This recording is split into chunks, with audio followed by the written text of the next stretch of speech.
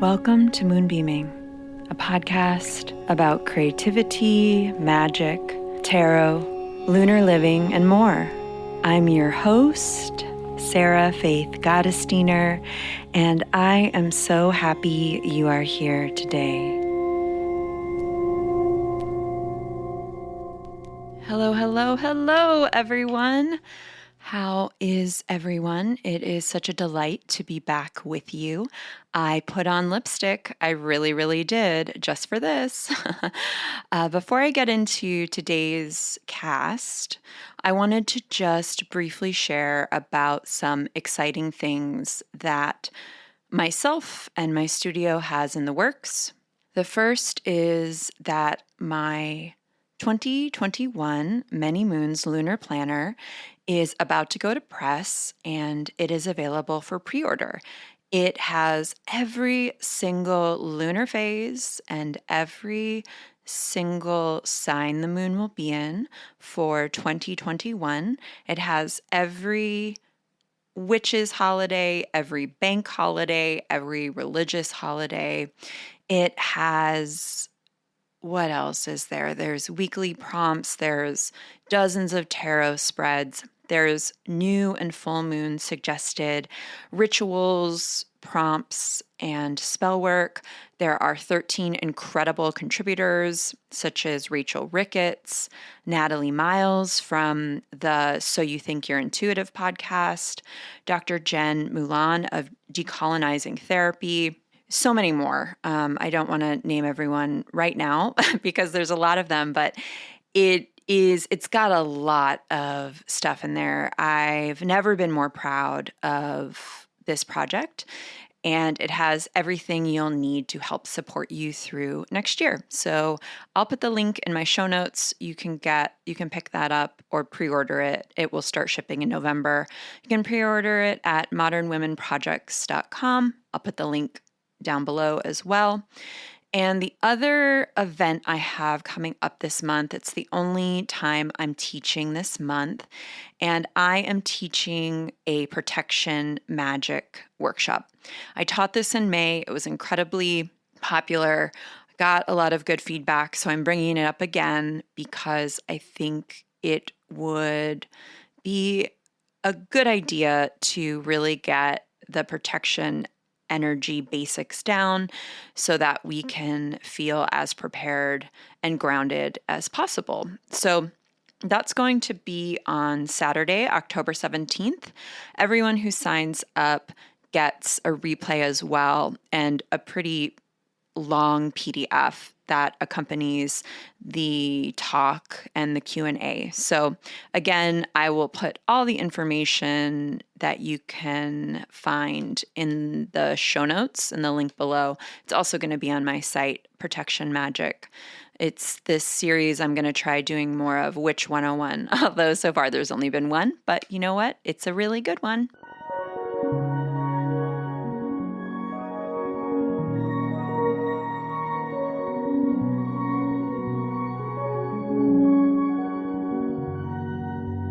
All right. Okay, my friends. So I pulled a tarot card for this week, the week of October 5th, and I just wanted to discuss it a bit to have us think about it and to think about what phase the moon is going into.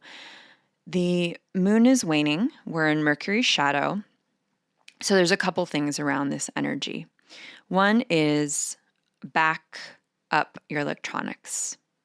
The other is spend some time reflecting on what has gotten you through this year so far and what you wished you had known, say, I don't know, in February or March, to set you up for a better or a slightly more easeful journey into this unknown. Just think about that and then get organized.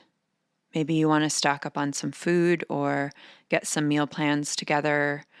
Maybe you want to think about how to structure your days or what to structure into your days so you can receive some comfort. This is a perfect week for wrapping stuff up, taking care of things, thinking about what has worked so far for you this year and what might need some refinement. And interestingly enough, the card that I pulled for this week echoes that a bit. It is the Son of Roots from the Brady Tarot, which correlates to the Knight of Pentacles in the more traditional tarot decks. The Son of Roots is really about getting grounded, getting practical, making a plan, and also before moving forward, really reflecting upon what are the fundamental baseline practices or mindsets or beliefs that one must sink into in order to move one in the direction they need to be in. This is not an energy of going really fast or being impulsive. This is an energy about rebuilding from a space that considers holistic health, spiritual health, physical health, emotional health. The other couple of messages that came up for this week around this card is one, interdependence. So I think that there might be some inclinations energetically this week to need proof. Let's put it this way, to need proof. If you're doing some work, if you are working through something, it can be easy to convince yourself that there's not going to be an end in sight for whatever it is you're working towards or you're thinking about. And I want to ask you to look for tangible proof that, one, things are moving forward, even if they're moving forward more slowly than you would like. Newsflash, this entire year, right? So let's just get back into a little bit more patience, a little bit more looking on the bright side, so to speak.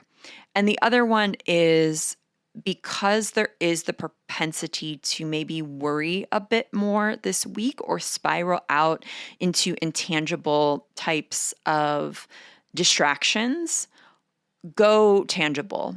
Reach out to a friend, journal, ground yourself, meditate, take care of the tangible physical world. Look for little glimmers and signs of proof that there is movement. There's a difference between being patient and not doing anything at all. And this week we are to move forward. We are to get some stuff done, but let's get it done in a more embodied, more focused way. So I hope that helps you sail through the week or do whatever it is that you need to take care of, especially if that taking care is taking care of you.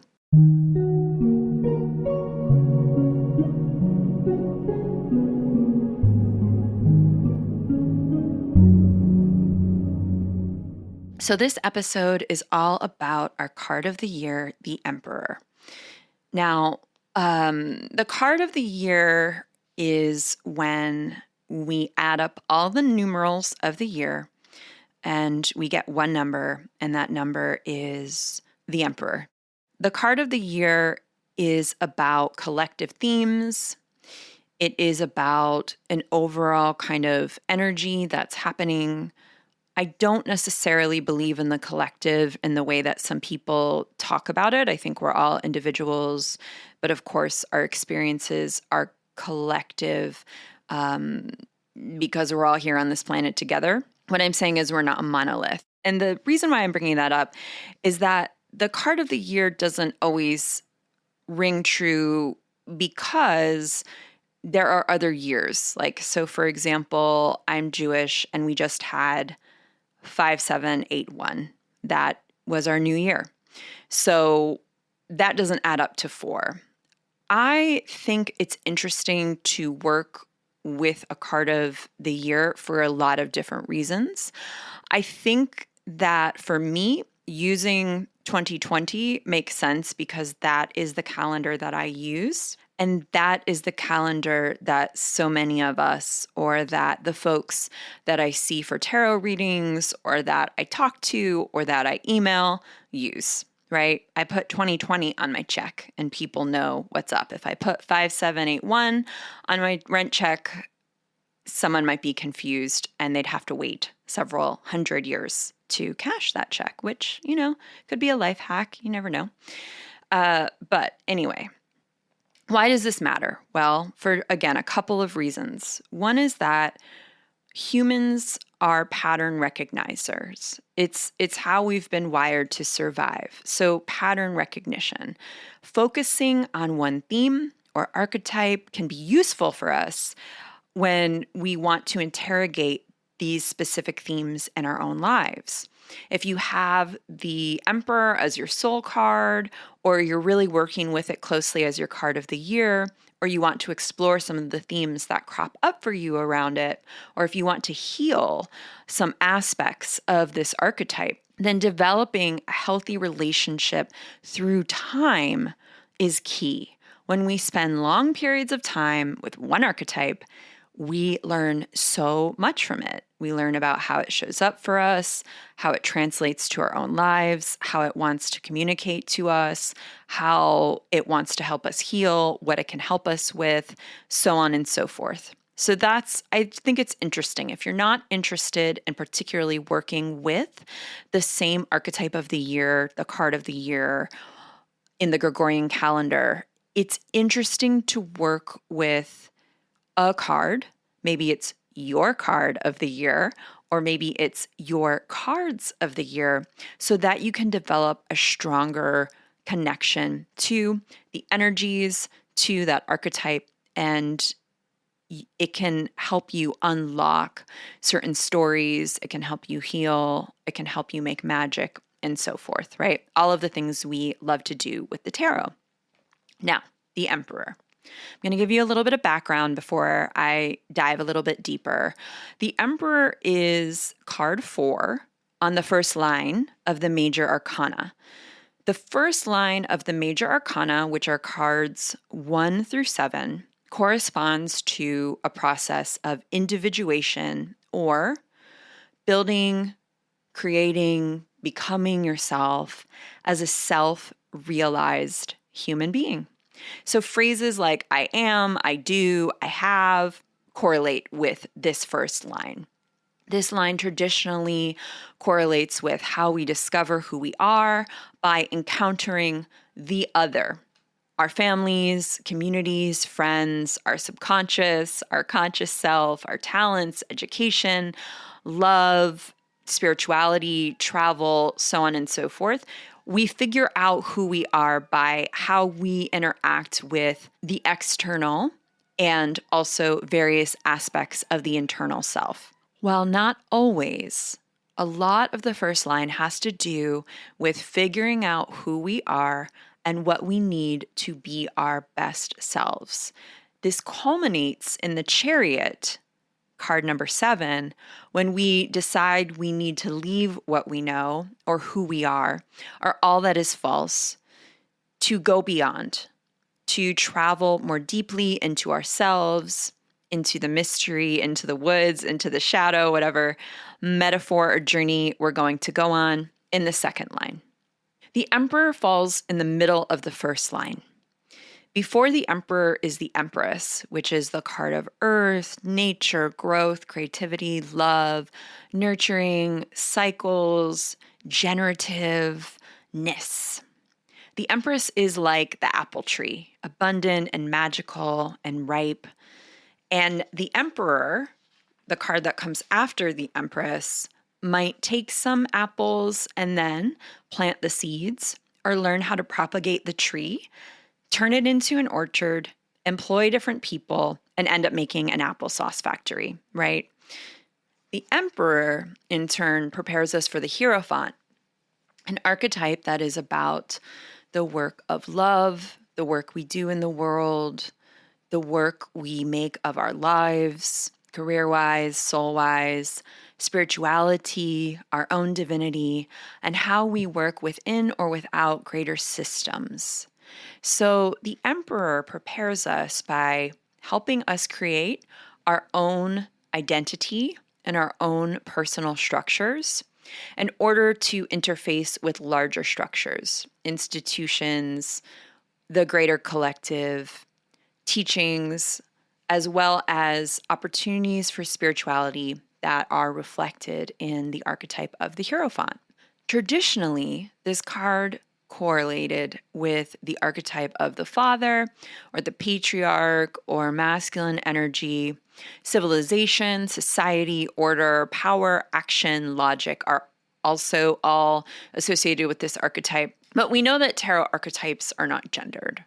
So, other themes of this card are collaboration, collectivity, protection, identity, security, resources, organization, structure, authority, leadership, interdependence, taking up space in your own life, tending your inner flame, and making yourself into the person you want to be, as well as creating the world in which you want to live in.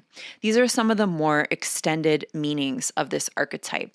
Other correlations that I think are easy for folks to understand and maybe evolve this archetype is this idea of the inventor, right? Inventor energy. As you spend more time with this archetype or in your own experiences, you also probably want to evolve other keywords or think about the ways that this energy shows up in your world and how it can help you.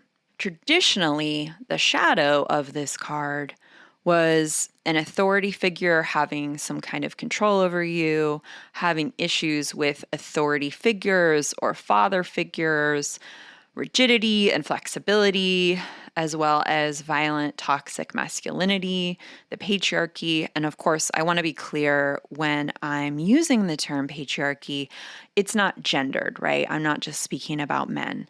I'm talking about a system of abuse that creates an unnatural hierarchy among humans. And that includes colonization, racism, transphobia, fat phobia, ableism, so on and so forth, in order to carry out dehumanization and abuse. The Shadow Emperor is punishing, right? It focuses on that one bad mistake you made instead of focusing on all of the other things you've done well.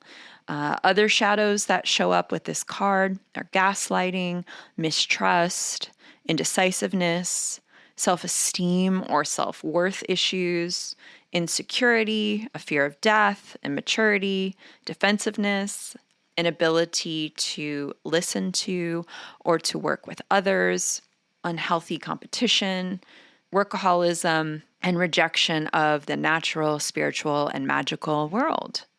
Sometimes this card can show up as a representation of what or who has power over you that needs to be looked at and cleared.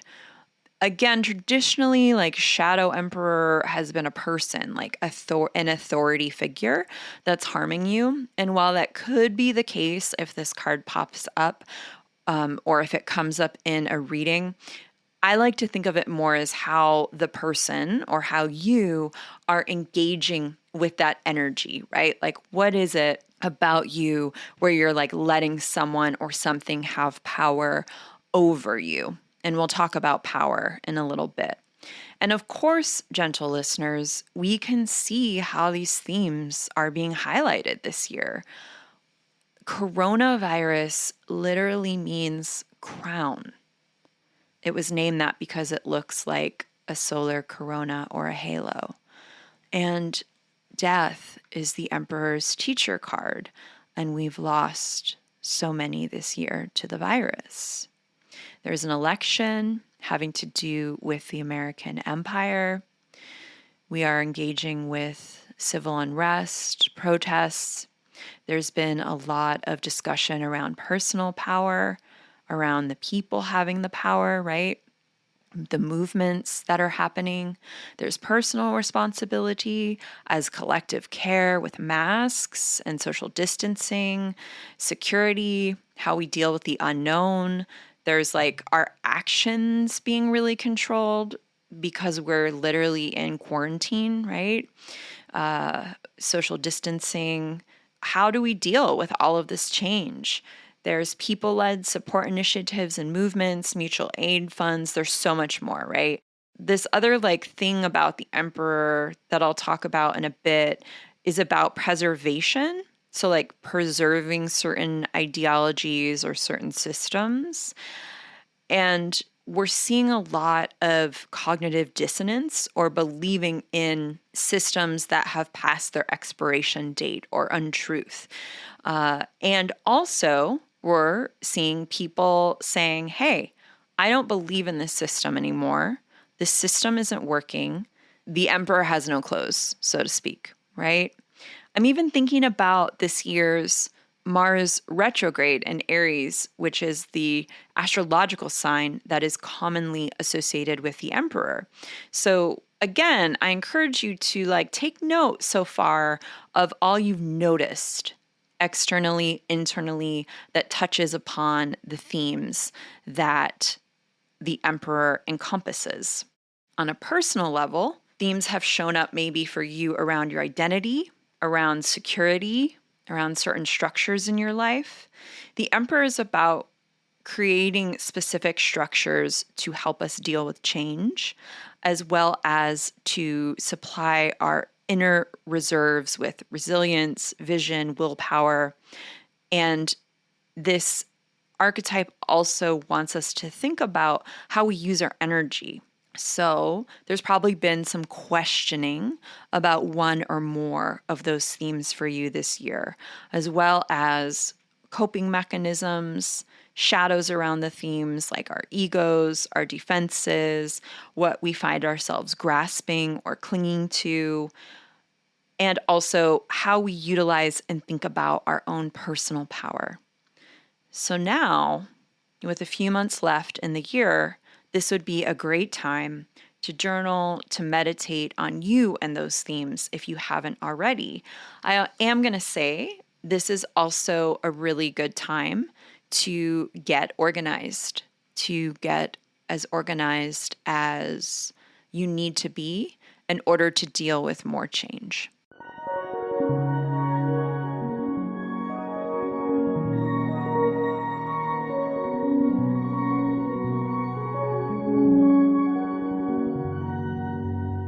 Now I'm going to go a little bit in depth around a few topics around this archetype.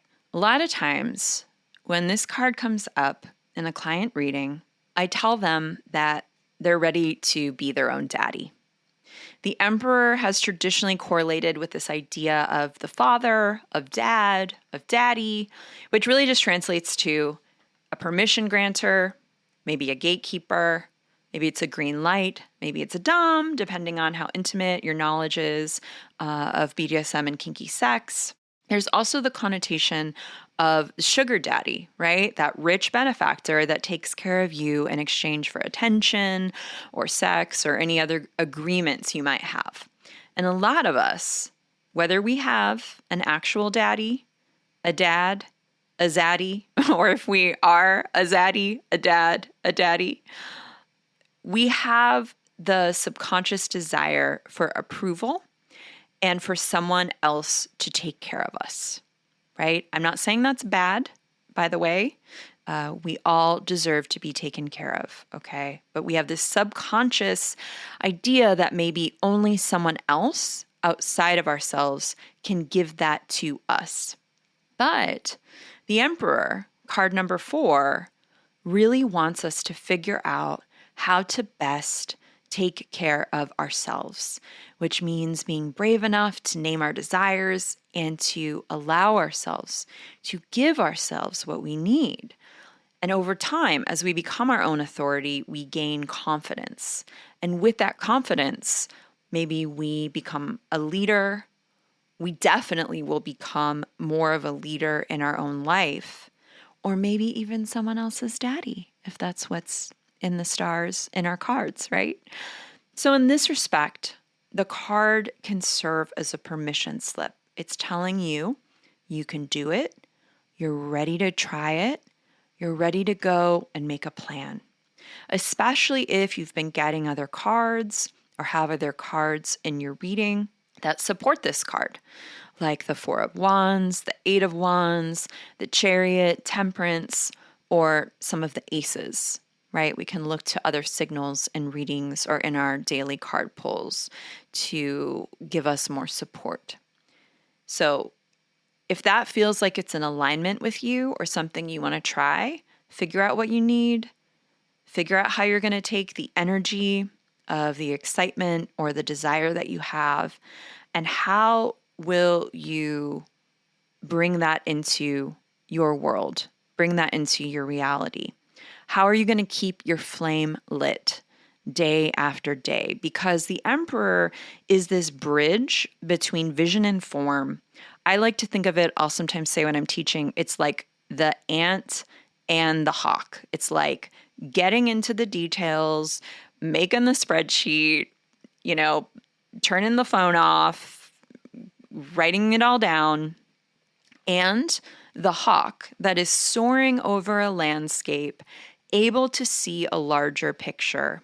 And the Emperor is the bridge in between those two things. And that means your actions are the bridge. Your thoughts are the bridge. Your energy is the bridge. You've got to be able to simultaneously stay excited and also put the effort in the material realm with this archetype.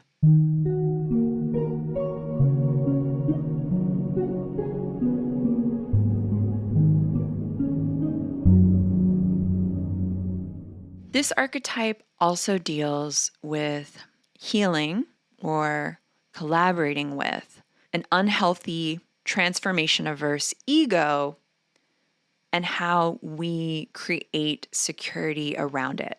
And I don't know about you, I'm not naming any names, but I'm really seeing that quite a bit this year.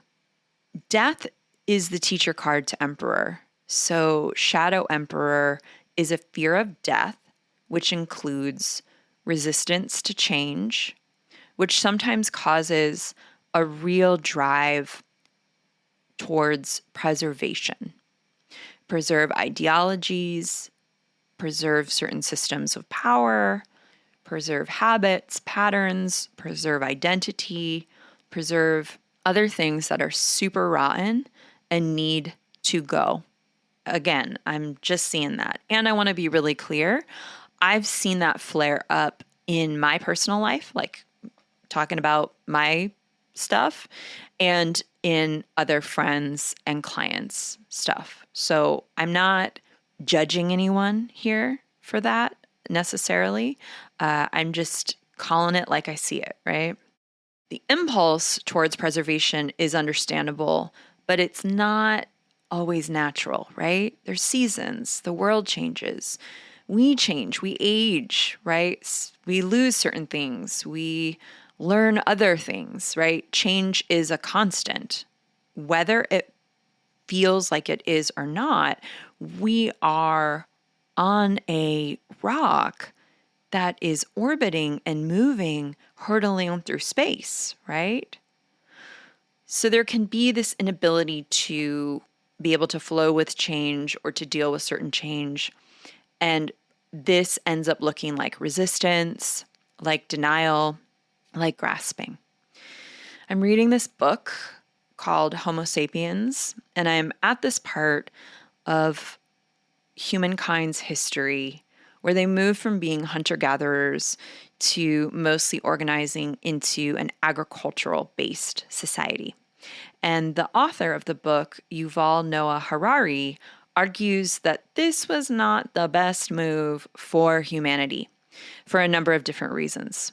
With more food, more people came. So there were more lives to sustain and to take care of. And there was all of the time and energy and effort that folks had to spend tending to their crops. Anyone who runs a farm knows how difficult it is to run them successfully, right? And how tied up someone is in sustaining it, right?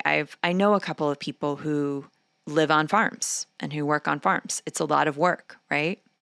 And so being locked to that land, having so much to take care of, made it so walls started to be put up. They wanted to protect all of their resources. There needed to be defenses put in place, and scarcity and hierarchies ended up rising up. And I thought of that metaphor of the ego when I was reading this. Our ego wants to stay safe, so we build defenses, and we might subconsciously become locked into, right? Locked into an identity or a habit that ends up replicating a familiar sensation or a pattern that ends up being like a source that feeds us, whether or not it is actually nourishing, right?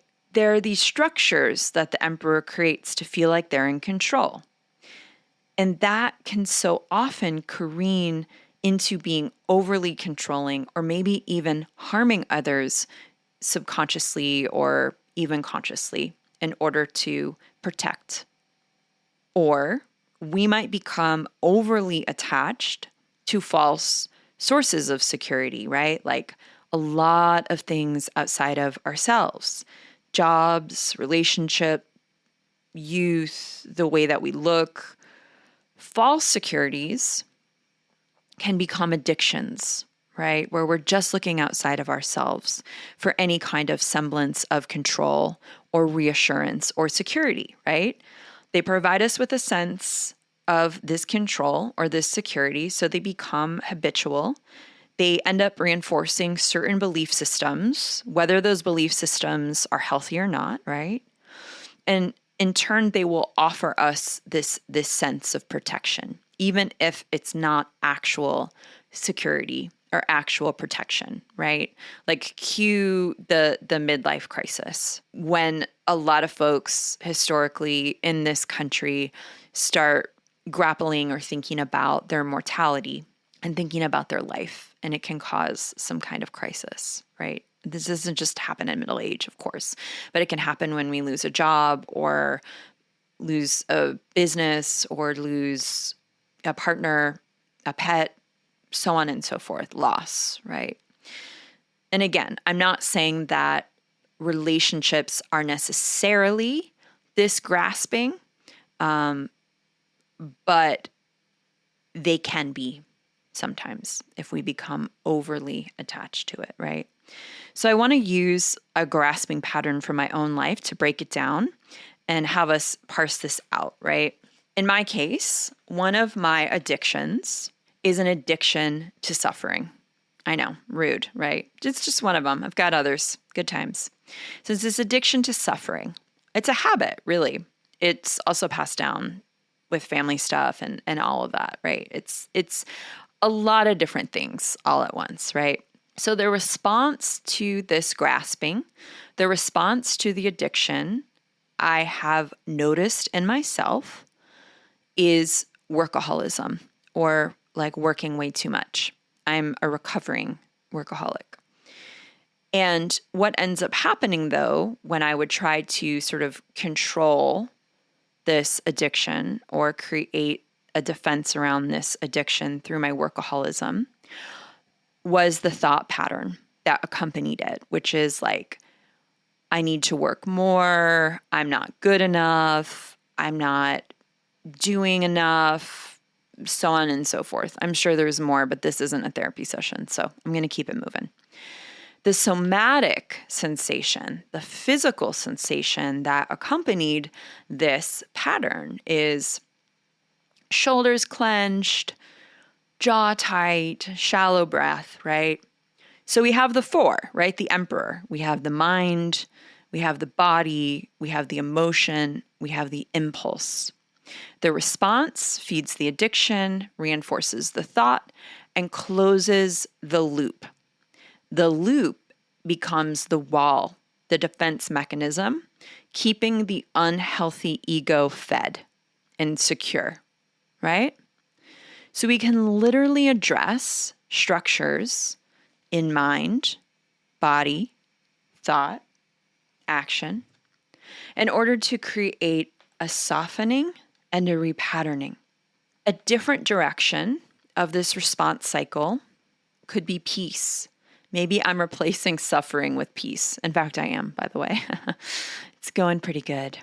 So there could be peace, finding peace or contentment, meditating on that, focusing on that. The new thought could be, I'm deserving, or I welcome peace, or I resonate with peace.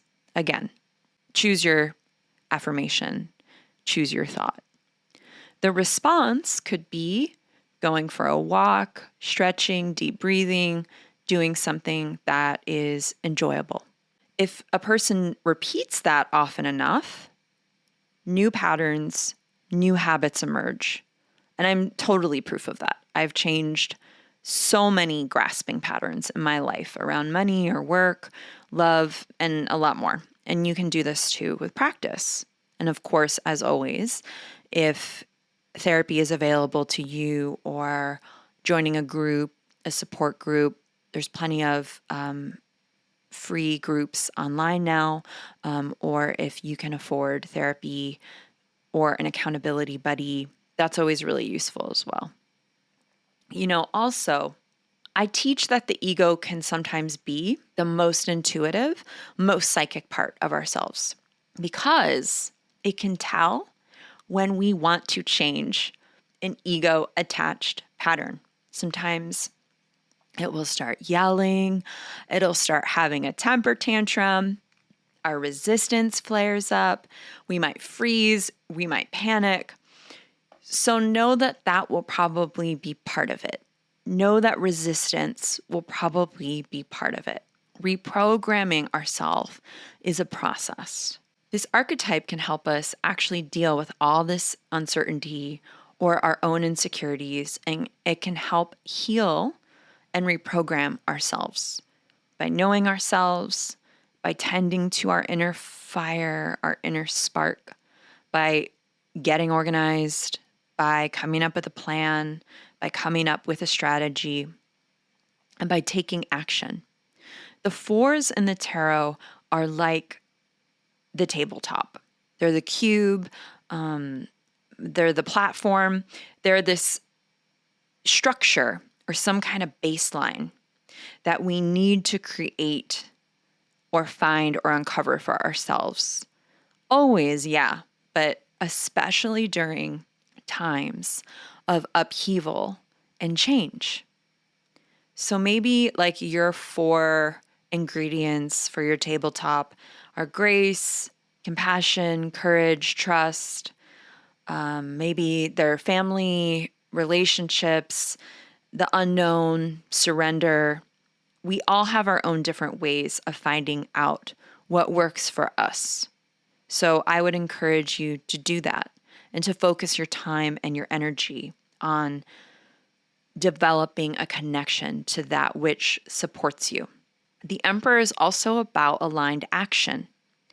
It's that seed breaking through the soil. Sometimes you need to act differently. Sometimes you need to act as if, right? What do they say? Like, dress for the job you want, right? Sometimes you need to act your way into a new identity or reconnect to your core identity. Figuring out who you are can simply be deciding who you want to be, who you'd like to be, how you want to regard yourself. Self-worth is another aspect of this card, right? Confidence.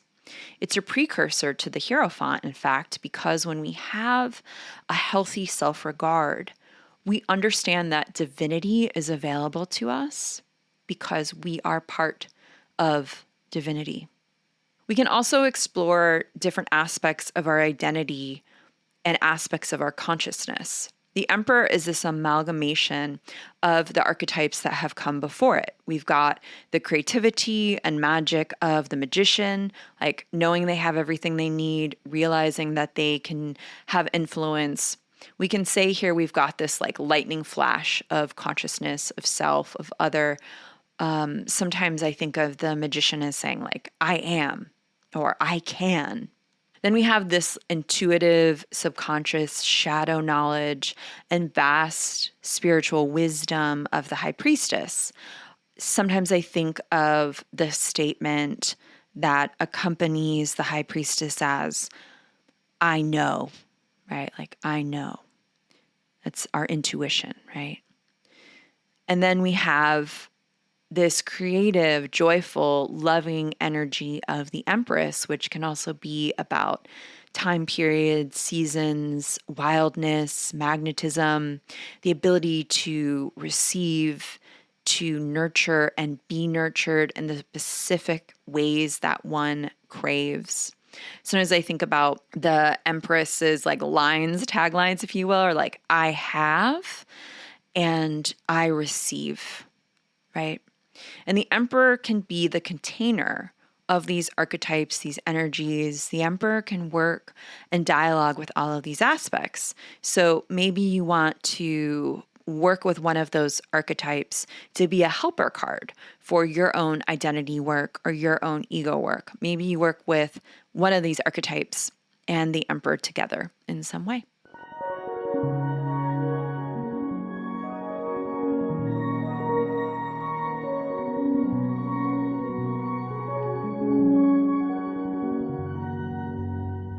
So I also wanted to talk, of course, about the emperor and power.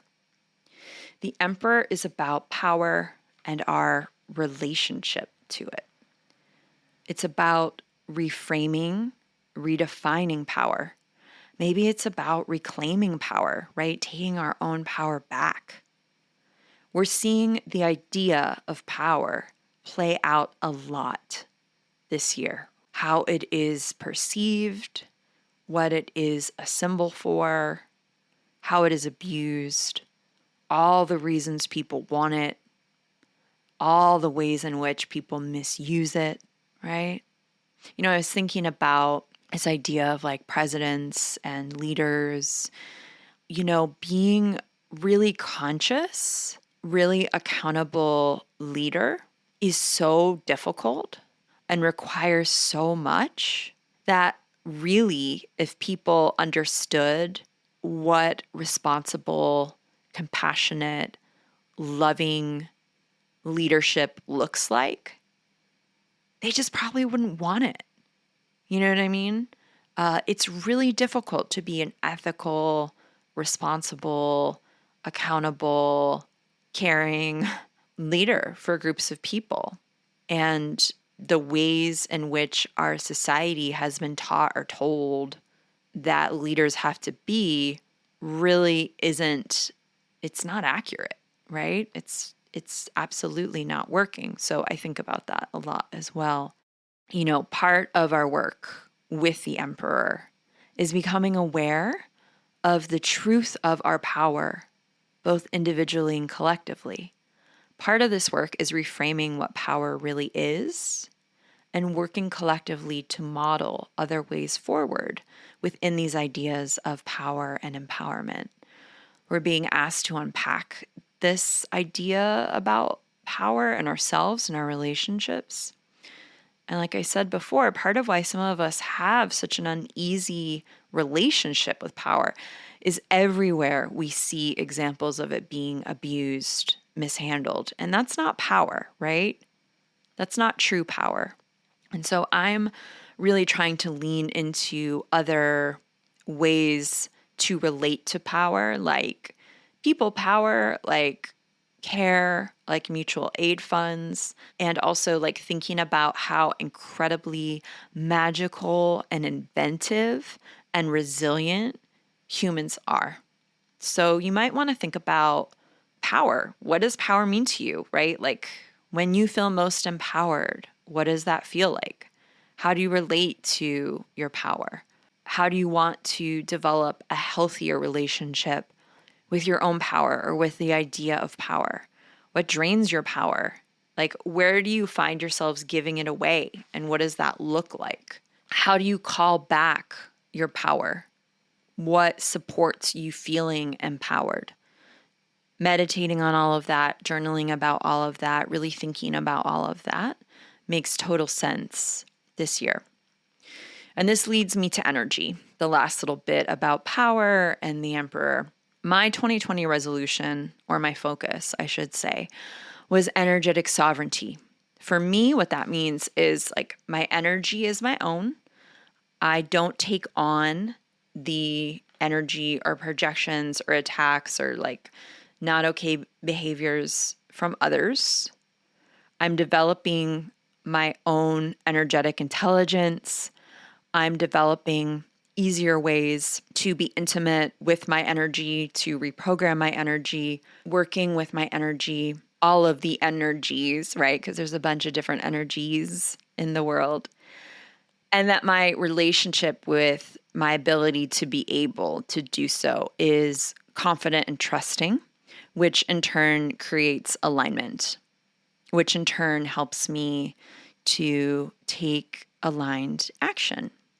The emperor can be about taking up all the space, all the energy in your own life, in your one precious life, gentle listener. I'm not on any level here saying that we don't need one another or that we have to be selfish. That's not what I'm saying at all. But I will say there is a difference between being selfish and being self-full. For a lot of us who maybe have dealt with abuse or trauma, it may not feel very safe to inhabit your energy, your life, your power.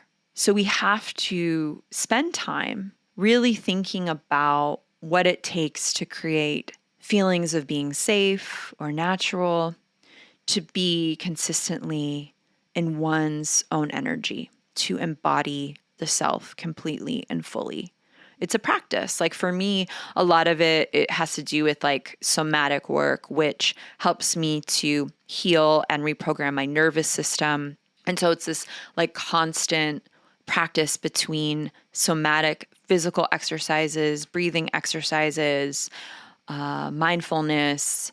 So you can kind of develop your own, like tap into yourself and think about what it would feel like to be able to have a positive and healthy relationship with your energy. So similarly with like asking questions about power, ask yourself questions about your energy. Like, when does your energy feel most drained?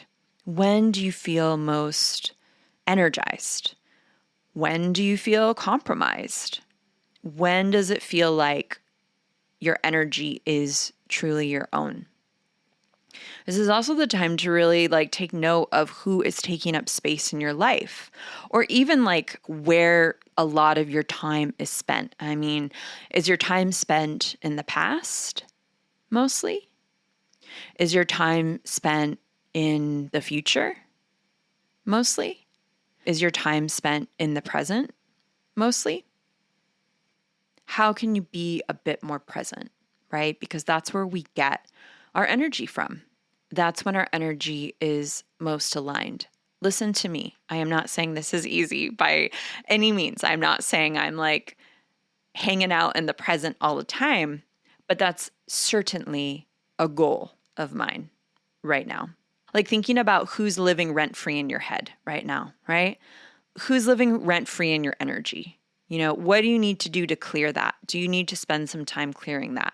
What would it feel like to be influenced by your desire and your desire alone? Can you practice this until it becomes this natural state for you? These are all questions you can ask yourself now and moving forward. Okay, so that's about a fraction of what I've got to say about the emperor. I could be here all year. I taught a class on this the beginning of the year, and I was looking at it, and babes, I wrote over 7,000 words about this archetype. So it could have been a book, but I'm just trying to make it a podcast. So I'm definitely going to have another episode about the Emperor's teacher cards in the future, this season. Hopefully, I offered up some ideas for you to work with this energy practically to see where it shows up in your own life, and gave you some topics to think about. If you liked this episode, please subscribe and give me and my lipstick a 5-star review. Until next week, my babes, I'm going to be talking about protection magic. Stay healthy, stay safe, try to stay as sane as you can. Okay, bye-bye. This episode was brought to you by Modern Women. It is created and hosted by me, Sarah Faith Gottesdiener. It is produced by Caitlin George Parker. The music in this episode is by Will Owen. Witches in the voting booth, witches studying for the